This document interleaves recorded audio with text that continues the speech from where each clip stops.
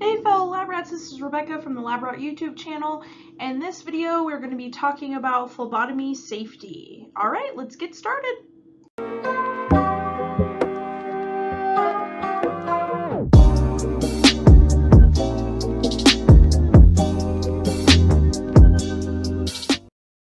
After listening to this presentation, you should be able to describe the 6 components of the chain of infection and the safety precautions that break each of those 6 chains, define healthcare-associated infections, explain the correct hand washing procedure.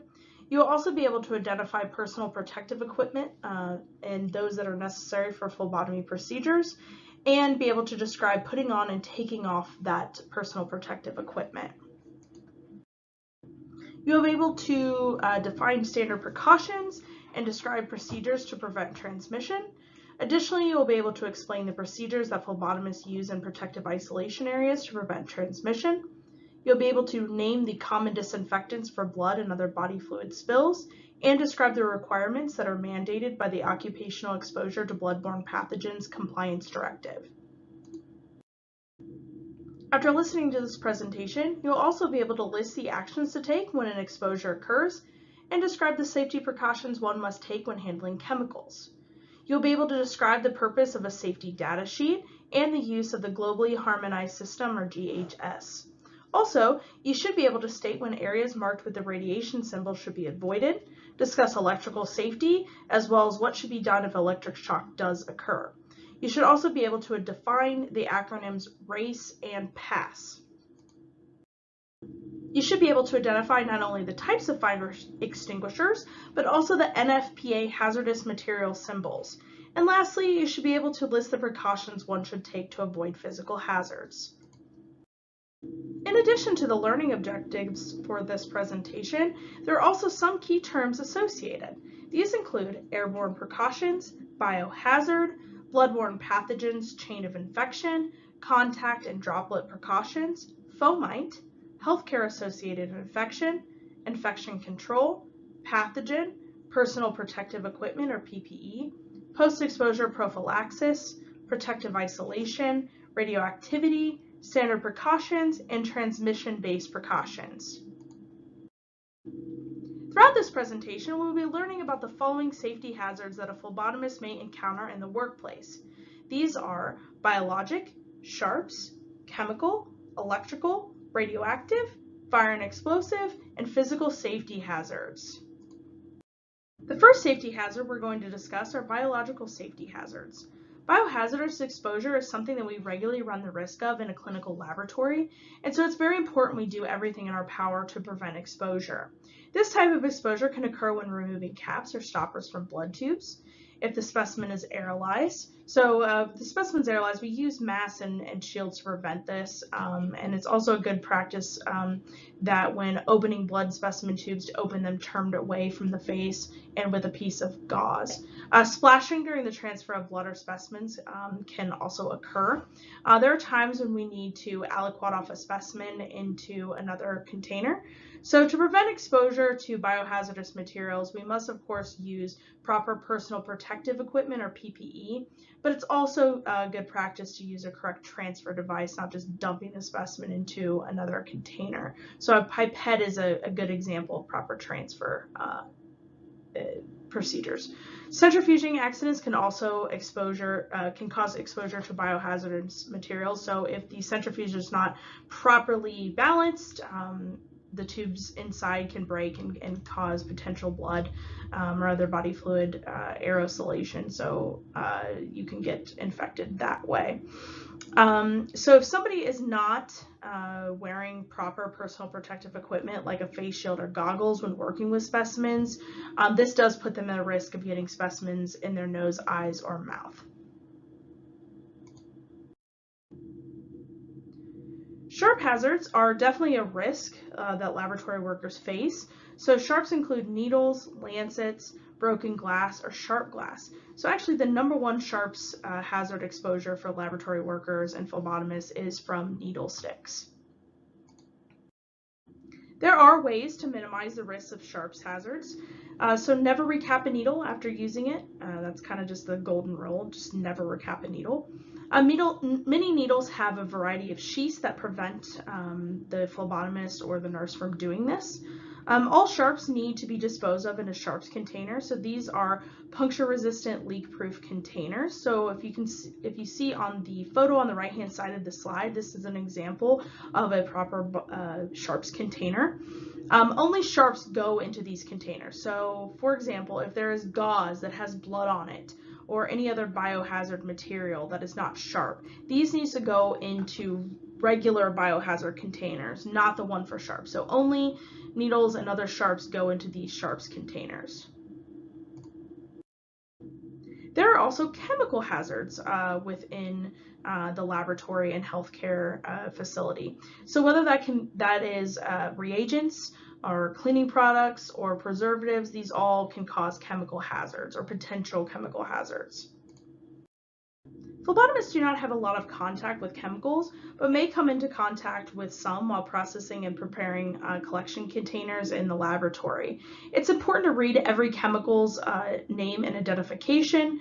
The chemical must provide a warning and nature of the hazard, so if it's corrosive or flammable, special precautions need to be identified, as well as first aid treatment. And of course, wear appropriate personal protective equipment like goggles and gloves. Acids are a chemical hazard that a phlebotomist should avoid. If mixing acids and water, always add the acid to the water, not the water to the acid. If someone is exposed to a chemical, they can check the safety data sheet to see if it is hazardous, the type of hazard, and what should be done to manage that hazard. If washing with water is a part of the first aid for the specific chemical that the exposure is caused by, an eye wash and safety shower can be used. So this can be seen in the photograph on the right-hand side of the slide. So the shower can be activated by pulling that triangular shaped handle, and this causes a lot of water to be dispersed out of the shower head. The eye wash station is below the shower head. This allows someone who has been exposed to either a chemical or biohazardous material in their eye to flush their eyes out with water. But again, chemical hazards are not really a hazard that phlebotomists encounter routinely.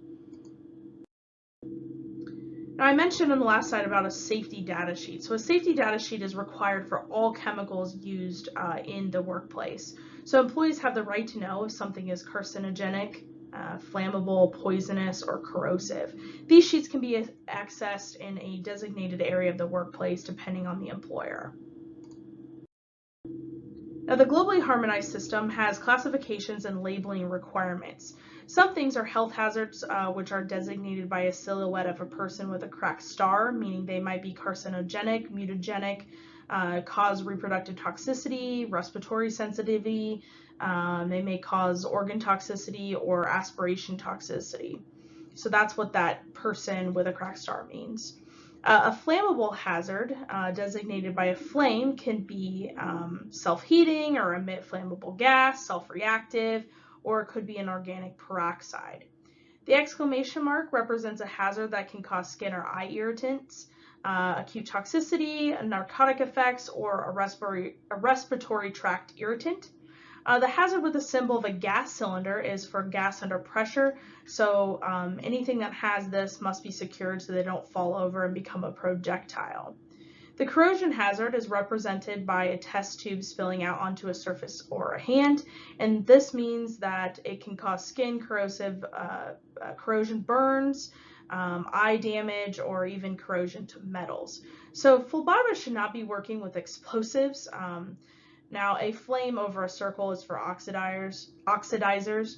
The skull and crossbones is for acute toxicity, which can be toxic or fatal. Now, the phlebotomist's normal work area should not contain these hazards, but however, gas cylinders may be used in the facility. So the purpose of this globally harmonized system, or GHS, is just an international standardization of chemical safety. The next safety hazard is the electrical safety hazard. So here's some tips for staying safe in electrical situations. So you don't want to use any power cords that are frayed or aging. You always want to use grounded plugs. So these are the plugs that have 3 prongs instead of 2. Don't use any worn control switches or thermostats, and avoid using extension cords.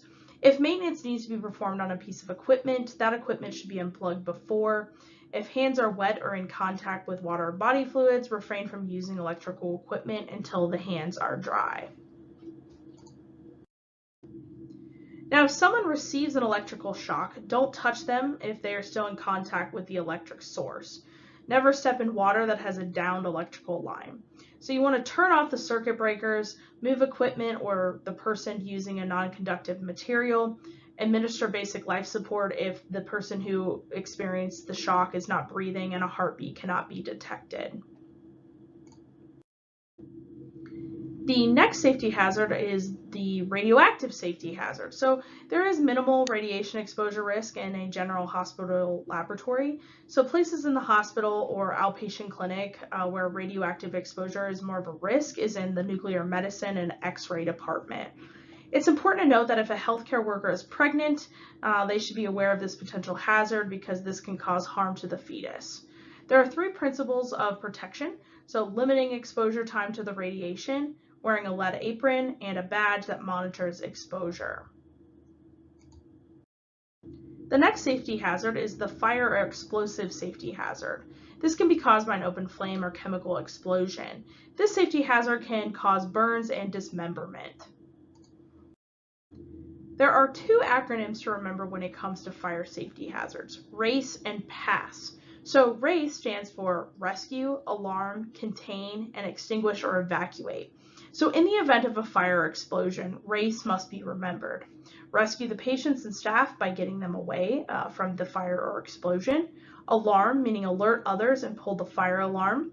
Contain by closing doors or covering the fire. And of course, extinguish if the fire can be handled with a fire extinguisher, or evacuate if just a simple fire extinguisher is not going to do enough to stop the fire. PASS is an acronym used for remembering how to operate a fire extinguisher. P is for pull the pin, A is for aim at the base of the fire, S is for squeeze the handle, and the last S is for sweep the nozzle side to side. Instructions for use will also be on the fire extinguisher. Fires have different classifications based on what is burning, as well as different fire extinguisher types. Class A fires are wood, paper, or clothing, and a Class A fire extinguisher is only water. A Class B fire is when organic chemicals are burning, and a Class B extinguisher is dry chemicals, carbon dioxide, foam, or halon. A Class C fire is electrical, and a Class C fire extinguisher is dry chemicals, carbon dioxide, or halon.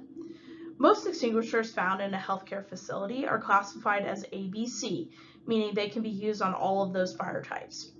Now, never use water on electrical fires. Class D fires are combustible metals, which should not be in a healthcare facility. Sand or dry powder is used to extinguish these types of fires. Class K fires are from grease, oil, or fats, which could be found in a healthcare facility's kitchen. To extinguish, use a Class K extinguisher, which contains liquid designed to prevent splashing and cooling the fire. The National Fire Protection Association, or NFPA, has a standardized diamond with a rating of 0 to 4 in each area. Blue indicates a health hazard, red is a fire hazard with flash point, yellow is a reactivity rating, and white is a specific hazard, like a specific acid or corrosive. This diamond will be placed anytime there is a hazard present. Now, the last safety hazard is a physical safety hazard. So to avoid physical safety hazards in the clinical laboratory, avoid floors that are wet or walkways that have obstructions.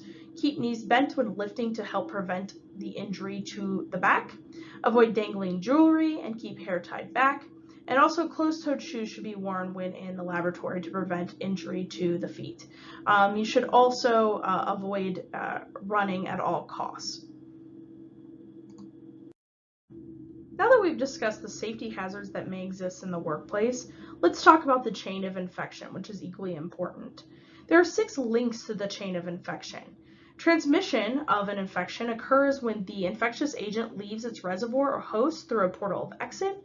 is conveyed by some mode of transmission and enters an appropriate portal of entry to infect a susceptible host. The way to stop the spreading of infection is by interrupting the chain at any of these links. So what exactly is included in the 6 links of the chain of infection? Infectious agents can be bacteria, parasites, virus, or fungus. The reservoir is where the agent is in the environment before infecting a new host.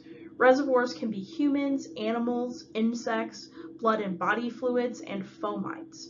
Fomites are inanimate objects that can harbor infectious agents and spread them. So an example would be a pencil. So an infected human host touches the pencil and contaminates it with infectious particles, and these can infect another human when they touch that same pencil. So that's a fomite. The portal of exit is how the agent leaves the host. This can be through the mouth, nose, mucous membranes, or when their specimens are collected, so like a body fluid or a blood sample. Means of transmission are how an agent moves from one person to another or from a reservoir to a host. This can be droplets, so these are droplets or secretions from the nose or the throat. This can be airborne, where the infectious agent is transported through the air and inhaled by a susceptible host. An example of this would be from coughing. Contact transmission also occurs, so this is from direct contact with an infected person that results in the transmission of the infectious agent. The portal of entry is where the agent enters the body, such as a cut, a bite, blood or body fluids coming in contact with mucous membranes, or inhalation. A susceptible host is someone who will become ill if they are exposed to an agent. These include the elderly, newborns, the immunocompromised, and even healthcare workers who are regularly in contact with ill patients. So again, the way to stop the spreading of infection is by interrupting the chain at any of those links. To break the link of the infectious agent part of the chain, it's important for the early detection and treatment of any infectious agent. So if it's a bacteria, fungus, or parasite, early antibiotics and medication to stop the infection early. To break the chain at the reservoir link, proper disinfection and appropriate hand hygiene must be performed. For the portal of exit chain link, utilizing biohazardous waste containers to dispose of potentially contagious material. And of course, proper hand hygiene and standard precautions can help break this part of the chain. For means of transmission, isolating the infected patient and using appropriate hand hygiene, standard precautions, and personal protective equipment like gloves and gowns can help break that particular link of the chain. Now, to break the chain link of portal of entry, using appropriate hand hygiene, standard precautions, and personal protective equipment like gloves and gowns, as well as using sterile equipment, of course, if any equipment is indicated. And lastly, to break the chain of susceptible host link, proper isolation of the patient and having nursery precautions, of course, if the patient is in the nursery. And also being appropriately immunized and having a healthy lifestyle can help to break this link in the chain. Now, as you can see, hand hygiene is a frequent cause of breaks in the chain of infection. That's why hand hygiene is so important as a healthcare worker. A healthcare-associated infection is an infection that a patient gets during either a healthcare procedure or during a hospital stay. It's extremely important for phlebotomists to do their part in preventing healthcare-associated infections. So this is why it's important to wash hands before and after contact with a patient and to always wear gloves. There are many bacteria that are resistant to antibiotics, and they can spread from person to person and infect a person many years later. Organisms that live on the skin can easily transfer from one person to another. The Centers for Disease Control, or CDC, tracks the diseases and organisms that are commonly spread in healthcare facilities. So things like MRSA, tuberculosis, which is TB, VRSA, and VRE. So those TB, of course, is tuberculosis, and the others are resistant, antibiotic-resistant bacteria. They're very, very difficult to treat. The following are lists of conditions that can limit phlebotomist-patient contact. What this means is that the nursing staff may have to collect blood samples on patients with these conditions, depending, of course, on the healthcare facility's protocols. So these are things like chickenpox, conjunctivitis, which is an irritation or inflammation of the part of the eye that's contagious, disorders that cause diarrhea, the hepatitis A virus, herpes zoster, which is also called shingles, impetigo, which is a contagious skin infection, influenza, which of course is just the flu, mumps, pediculosis, which is lice, pertussis, which is also called whooping cough, respiratory syncytial virus or RSV, and the rubella virus. Patients with scabies, which is a mite infestation, strep throat, and tuberculosis or TB are also patients that may have limited contact with phlebotomists. Again, whether or not a phlebotomist must draw blood from these patients is determined by the regulations of the healthcare facility at which they're working. This slide lists the procedures and practices that can prevent the transmission of disease. Hand hygiene is the #1 way of preventing transmission. Next, appropriate personal protective equipment or PPE. So this must be worn to prevent the transmission of disease. Normal equipment would be gloves, lab coats, and masks. Additionally, PPE may be required for patients who have highly transmissible diseases or who are highly susceptible to disease. To prevent themselves from getting ill, phlebotomists should have a good diet, adequate rest, a lower stress level if possible, and regular exercise. Hand hygiene is absolutely critical as a phlebotomist. Guidelines for appropriate hand hygiene are published by the Centers for Disease Control, or the CDC, and the Occupational Safety and Health Administration, also called OSHA. These guidelines require hands to be washed before patient contact, after gloves are removed, before leaving a workspace, anytime the hands are unknowingly contaminated, and also before and after using the restroom. The proper procedure for washing hands is to first wet the hands, then apply soap. Once the soap is applied, rub the hands together for 30 seconds to form a lather. All parts of the hands must be covered in the soap, and the hands should be placed in a downward position, like in this photo on the right-hand side of the slide. This prevents recontamination of the skin. Then a paper towel must be used to dry the hands, and you also use it to turn off the water faucet. The paper towel should be used to open door handles and then disposed of. Personal protective equipment, or PPE, has already been mentioned in this presentation. PPE is equipment worn to minimize exposure to hazards that cause serious workplace injuries and illnesses. PPE includes gloves, gowns, masks, goggles, face shields, and respirators. Plexiglass countertop shields can also be used when handling patient specimens. Generally, gloves are sufficient enough PPE for the routine venipuncture procedure. After the COVID-19 pandemic, some facilities may also require a mask to be worn during routine venipuncture procedures. Wearing a gown and goggles is not routinely used in the collection area of a laboratory. This level is used when an inpatient or emergency room patient has a higher level of contact precautions. This is to protect workers from catching and spreading what the patient has, or to protect an immunocompromised patient from catching anything from the healthcare worker. When donning or putting on the PPE, it must be done in a specific order. Gown first, then the mask, then goggles, and gloves over the gown sleeves. Once these are put on, the healthcare worker cannot leave the area and come back with this on. It must be put on and taken off in a designated entry area to the patient's room. Like with putting on PPE, removing PPE also has a specified order. After removing the gloves, removing the goggles is next, and these are removed by only touching the earpieces. Next, the gown is removed and disposed of, and lastly, the mask is the last to be removed. Standard precautions were developed by the Centers for Disease Control, or CDC, by combining the recommendations of universal precautions with body substance isolation procedures. With standard precautions, it must be assumed that every person in the healthcare setting is potentially infected or colonized by an organism that can be transmitted. This rule applies to all blood, body fluids, mucous membranes, and non-intact skin.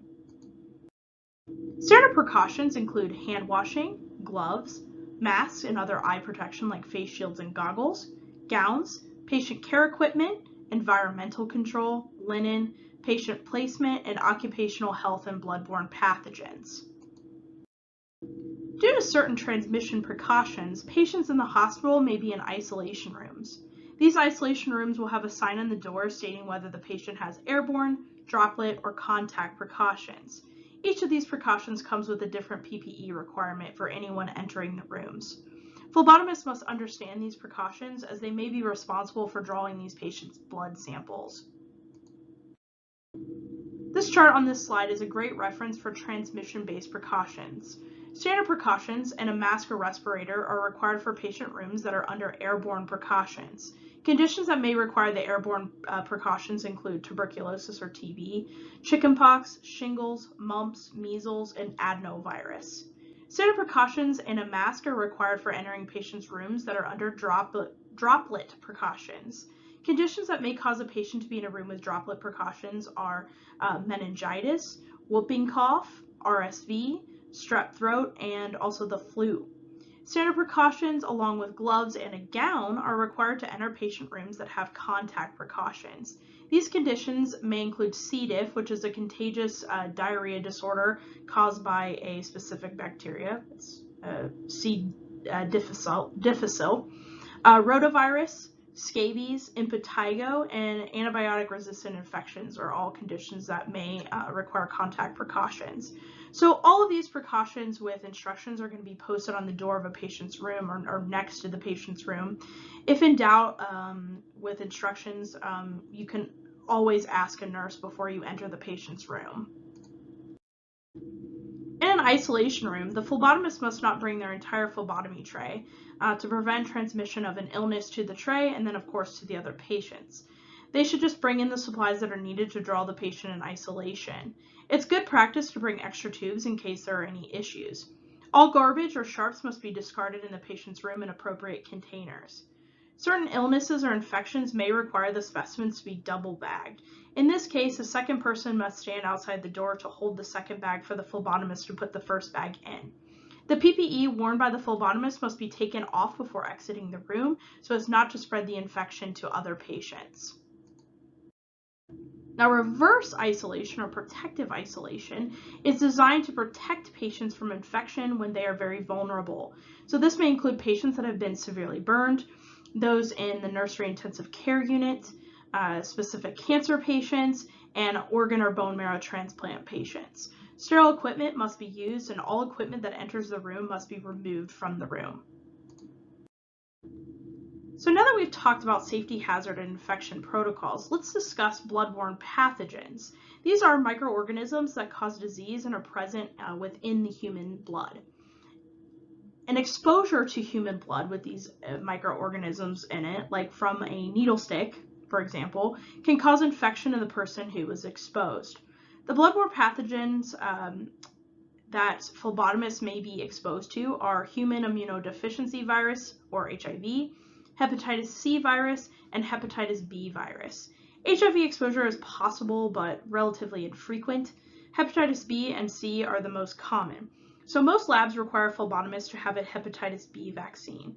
Unfortunately, there is currently not a hepatitis C vaccine available at the time of the making of this video. The OSHA bloodborne pathogen standard requires that the following must be provided to all employees working in a healthcare setting. A written plan for what happens if an employee is exposed to potentially infectious materials. They must provide adequate training at the beginning of the employee's assignment as well as with annual reviews. Employees are required to practice standard precautions. If non-disposable protective clothing is to be worn by the employee, the employer must provide laundry services. All necessary equipment and supplies for performing a safe job must be provided, and if an employee is exposed to hazards while on the job, the employer must provide free testing and treatment to said employee. The OSHA's bloodborne pathogen standard also requires the employer to label all biohazardous materials and containers, provide employees with the HBV vaccine free of charge, and the employer must have a daily work surface disinfection protocol. The disinfectant of choice for bloodborne pathogens is sodium hypochlorite, and this is bleach. So 1 to 10 dilution of bleach is the preferred method, and this must be made up on a daily basis. OSHA is the enforcement agency for the bloodborne pathogen standards. These standards require engineering controls such as safety devices to cover the used needle. It requires that the needle be disposed of with the holder. The Needle Stick Safety and Prevention Act that was enacted in 2000 mandates that all sharps have engineering controls to prevent needle sticks. All healthcare facilities must have a written bloodborne exposure and control plan. So this is a procedure that would be followed if an employee were exposed to blood products via needle stick or to a mucous membrane such as the eyes or mouth from a splash. An eye wash can be used if something splashes in them, in your eyes, of course. If a needle stick occurs, the area should be cleaned with soap and water. If blood and body fluid splash into the mouth must be rinsed with water. Any exposures, of course, must be reported to the employee's direct supervisor, and they will advise on the next step. So a report will be filed, and the incident should be evaluated right away to ensure appropriate post-exposure prophylaxis, which we will talk about in the coming slides. So post-exposure prophylaxis, or PEP, may be given if a needle stick or other exposure of blood or body fluids occurs. First, a baseline blood specimen must be drawn from the exposed employee, and it must be tested for hepatitis B virus, which is HBV, hepatitis C virus, which is HCV, and HIV. Second, the source patient will be identified and tested again for those same things, HBV, HCV, and HIV. Usually patients must give informed consent for these tests. So when I say patient, I mean the source patient, and they do not become part of the patient's record. In some states, a physician's order or court order can replace patient consent because a needle stick is considered a significant exposure. So if the source patient declines the testing, a doctor's order or court order can force them to get the testing done. Testing, of course, must be completed on the exposed employee and the source patient within 24 hours for maximum benefit from PEP. So what happens if the source patient tests positive? So specifically for HIV, the exposed employee will be counseled after receiving the drug zidovudine, and 1 or 2 additional anti-HIV medications. These must be started within 24 hours to be effective. The employee is then retested at intervals of 6 weeks, 12 weeks, and 6 months. Additional evaluation and counseling is needed if the source patient is unidentified or untested. So usually the occupational exposure would be known, but if an employee were exposed to a needle that was like in a sharps container, or someone left this needle sitting around and the employee got stuck, or there was a sample in the biohazard trash that they got exposed to, they would not know who the source was. The PEP, when the source patient tests positive for hepatitis B virus, is to first evaluate the exposed employee's immunity to hepatitis B. So if the employee is unvaccinated for HBV, then they would be vaccinated and then given hepatitis B immune globulin after the exposure.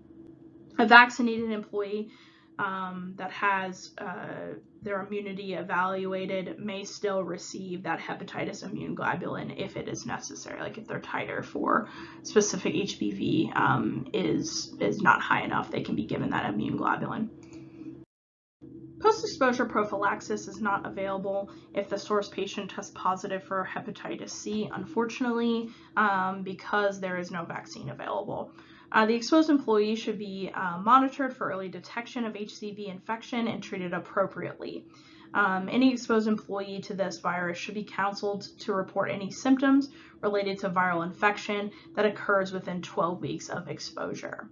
So that concludes this presentation. If you like this video, please remember to like it and subscribe to my channel for more laboratory educational content. And as always, if you have any questions, please feel free to leave them in the comments below.